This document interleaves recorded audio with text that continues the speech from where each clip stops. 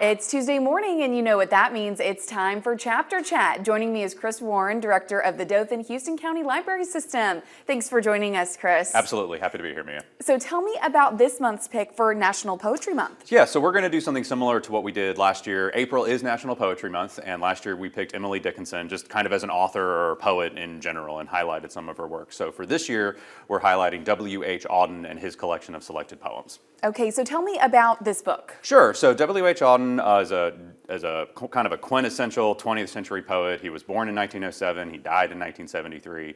He was actually born in England, but he immigrated to the United States in the 1930s.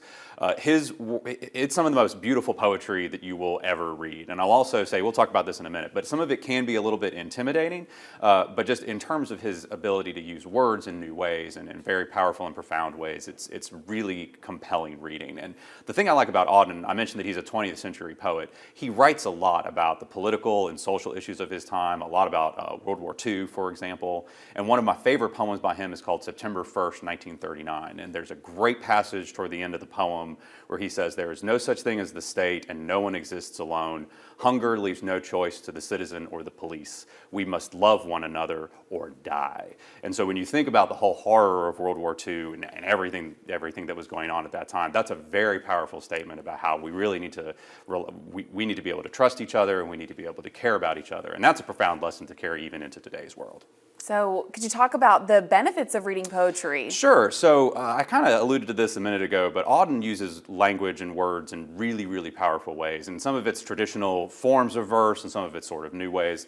But I always tell people that when you are reading poetry, take your time. This is not a race. This is not something that you should speed through. It's really something that you should savor and try to enjoy. There's nothing wrong with if you read a passage and you just don't get it, read it again. If you still don't get it, read it again. And if you need to go look something up, Google the weird turn of phrase that he used and try and figure out exactly what it is.